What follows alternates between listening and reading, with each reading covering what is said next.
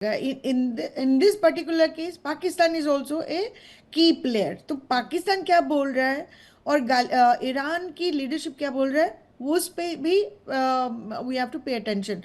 In this particular case, whether it's a uranium or not, Pakistan ने कुछ बताया नहीं. कोई स्टेटमेंट स्पेसिफिकली नहीं आया. ट्रम्प से बार बार स्टेटमेंट आ रहा है यूरेनियम, और स्पेसिफिकली उन्होंने quote end quote nuclear dust के बारे में बताया. सो ये जो एक तरफा स्टेटमेंट आ रही है, this is very problematic for me particularly. और दर्शकों के लिए, आपके दर्शकों के लिए प्रॉब्लम होना चाहिए. अगर जो भी उनको न्यूट्रल इंफॉर्मेशन चाहिए, उनको प्रॉब्लम होना चाहिए उसमें.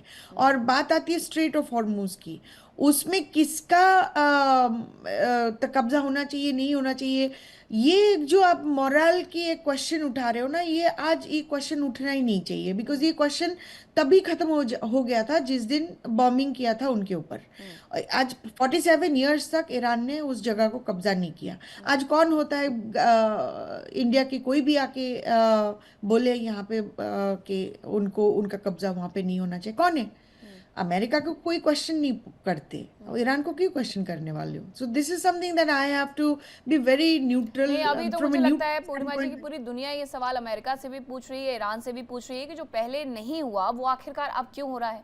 ब्रिगेडियर राजन जावाल, इस पूरे मुद्दे पर पूर्णिमा जी एक तरीके से सही भी है कि जब पूरी दुनिया अमेरिका से सवाल करनी चाहिए, जब वो ईरान से कर रही है कि हॉर्मुज को आप क्यों बंद कर रहे हैं, सवाल तो हमें अमेरिका से भी पूछे जाने चाहिए. और अमेरिका से तो सवाल हर कोई पूछ भी रहा है, लेकिन उस तरीके से नहीं जैसा पूछा जाना चाहिए जैसे हम ईरान के मामले में आगे आकर के बोलते हैं कि हॉर्मुज को बंद करने वाला ईरान कौन होता है. भाई अमेरिका भी कौन होता है? अमेरिका लाखों हजारों किलोमीटर दूर बैठ करके हॉर्मुज को बंद करने के लिए कहेगा तो क्यों माना जाए उस बात को?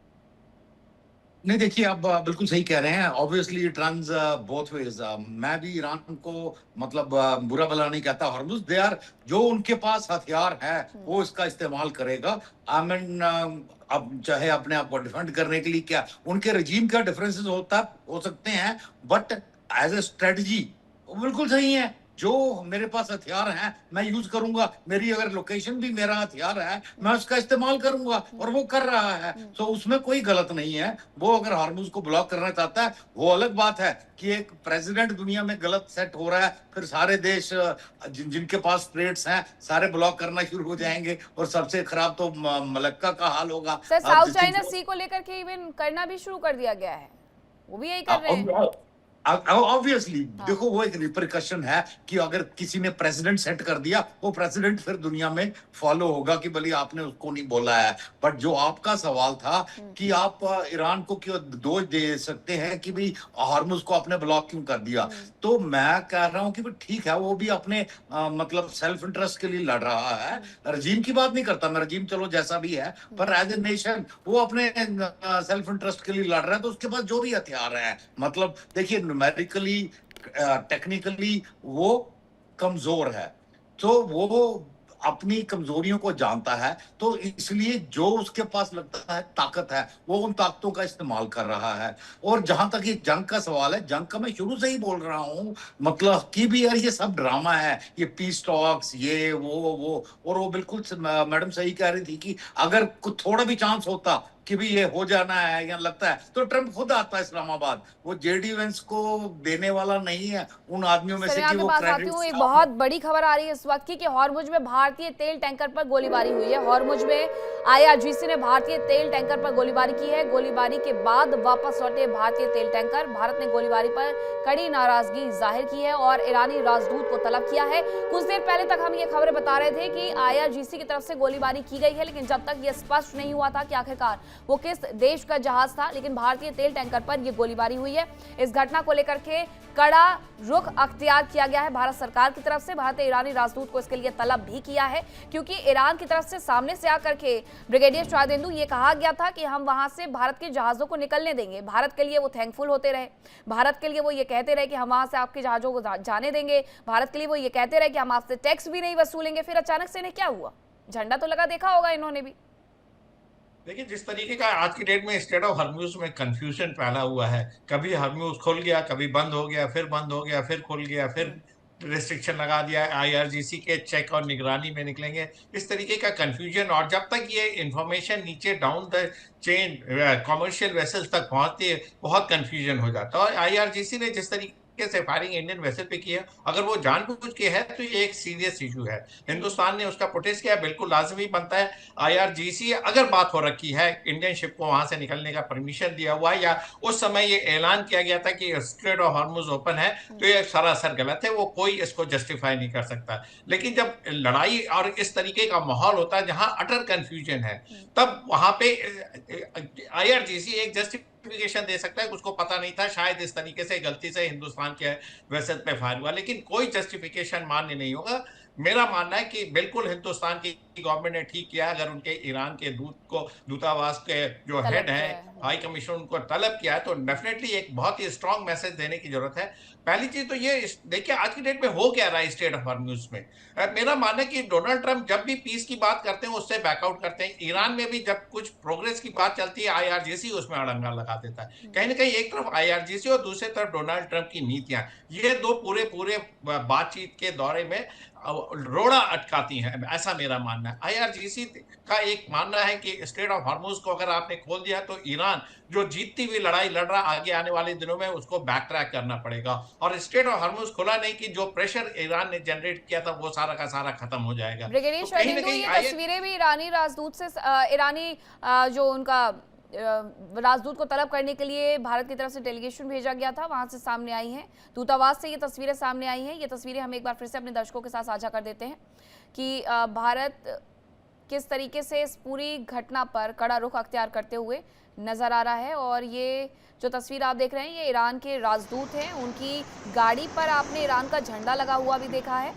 ये बातचीत यानी कि हो गई है इस पूरी घटनाक्रम पर। ये घटनाक्रम कोई छोटा मोटा नहीं था, बिल्कुल इस पर सवाल पूछे जाने चाहिए और यही सवाल पूछे जा रहे हैं। ये जो आप झंडा देख रहे हैं, इस पर ईरान का झंडा लगा हुआ है, इस गाड़ी पर ईरान का झंडा लगा हुआ है।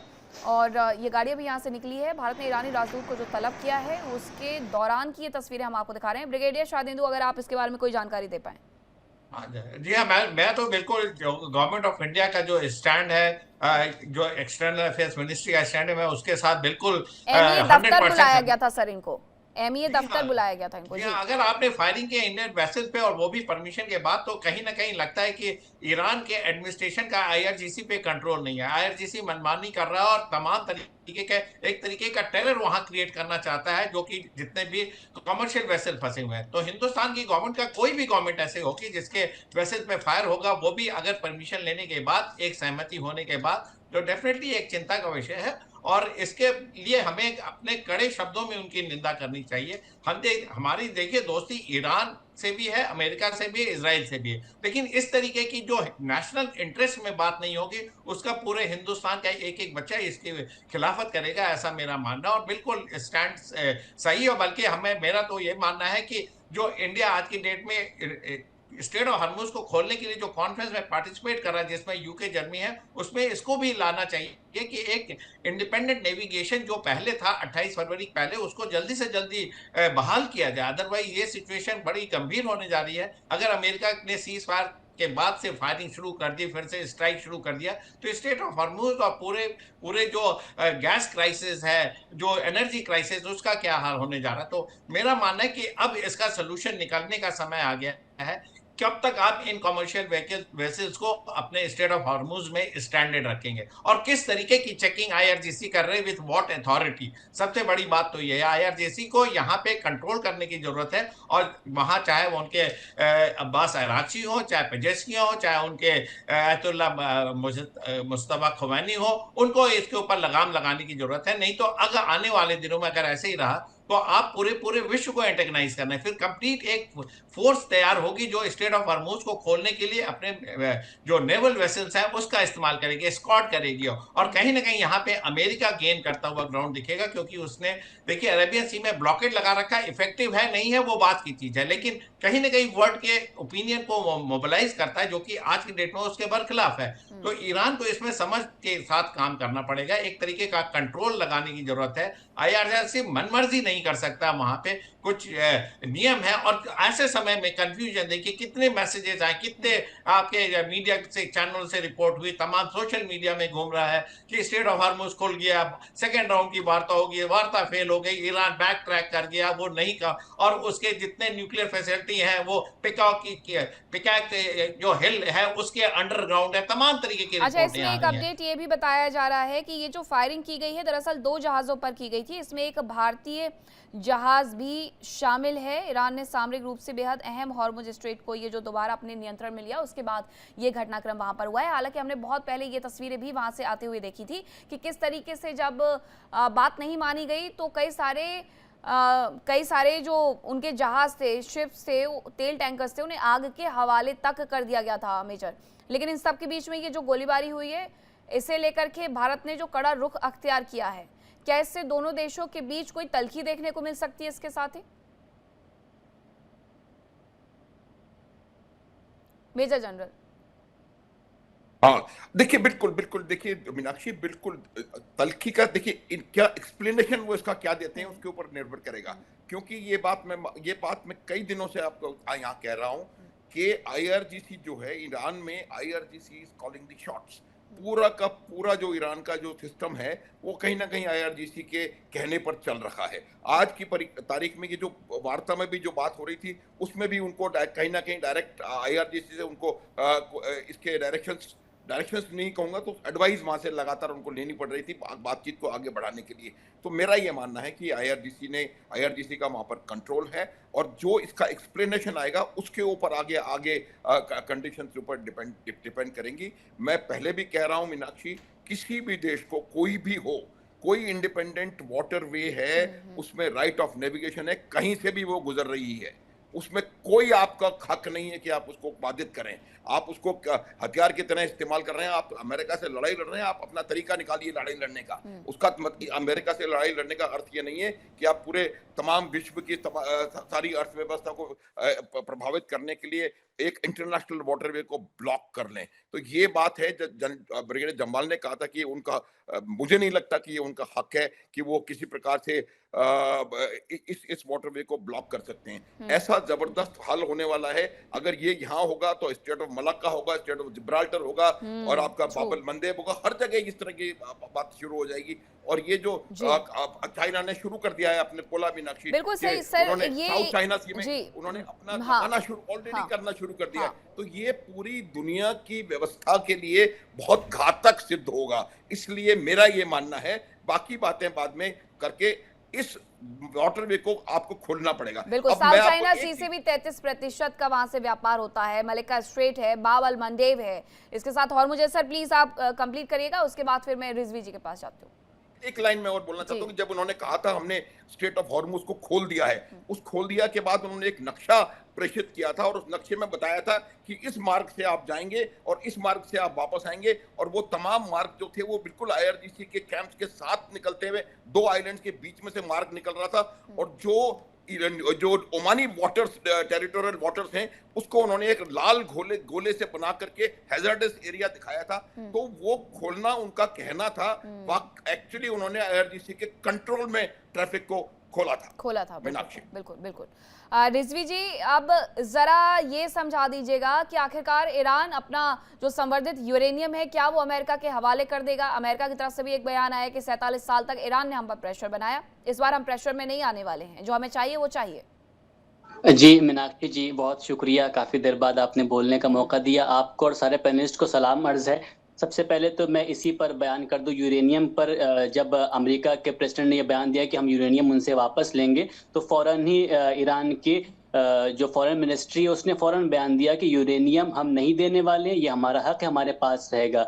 हम लोग गुफ्तगू इस बात पर कर सकते हैं कि परमाणु हथियार, तो मैंने 12 आपके शो पर कहा है कि ईरान का मसला जो है, जब तक हम इसको धर्म यानी ईरान की इस्लामिक तालीमात के रूल्स में यह है कि वो परमाणु हथियार नहीं बना सकता है। सुप्रीम लीडर जो दूसरे बार जो शहीद हो गया, उनका फतवा यह है कि हम नहीं बना सकते हैं, हमें बनाना ही नहीं है। और दूसरा उन्होंने ये भी कहा था कि अगर हम बनाना चाहेंगे तो दुनिया की कोई भी ताकत हमें बनाने से रोक नहीं सकती है। जो 60% यूरेनियम इनरिचमेंट कर सकता है वो 90% भी कर सकता है। तो ये हमें समझने समझने की जरूरत है। और स्पेन नहीं, के इसमें पीएम कुछ ने सवाल और जोड़ दूं मैं। आपने कहा कि कहा गया था बनाना ही नहीं है, ये बिल्कुल कहा गया था, लेकिन 60% तक यूरेनियम को संवर्धित करने की आवश्यकता क्यों पड़ी?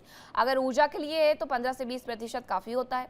उसके बाद इस युद्ध के शुरू होने से पहले बयान ये दिए गए थे कि ईरान 2 हफ्ते के भीतर भीतर परमाणु हथियार बना सकता है। बनाना है या नहीं बनाना है, ठीक है, वो एक कंट्री का अधिकार हो सकता है, लेकिन ये बयान तो वहां पर भी विरोधाभास काफी स्थिति में रहे हैं। जी बिल्कुल बिल्कुल, इसीलिए मैं आपको एक जवाब तक लेके जाना चाह रहा हूं कि कितना % यूरेनियम रखना है, इस पे गुफ्तगू हो सकती है साक्षी जी। लेकिन ये कहना, अभी तक क्या कहा है ट्रम्प साहब ने, बार बार ये कहा है कि 0% आप करिए, तो 0% पर तो ईरान नहीं राजी होगा। आप आके गुफ्तगू कीजिए कि कितना % होना है, कितना % नहीं होना है। 60% के इस्तेमाल क्या क्या है, अभी आप चैट जीपीटी पर डालिए, 100 इस्तेमाल नजर आ जाएंगे। तो ये एक बात गुफ्तगू, लेकिन आप ये कह दीजिए कि हम जो है परमाणु हथियार बना सकता है, सिर्फ इसराइल कहने पर कि बना सकता है हम हमला कर देंगे, ये गलत है।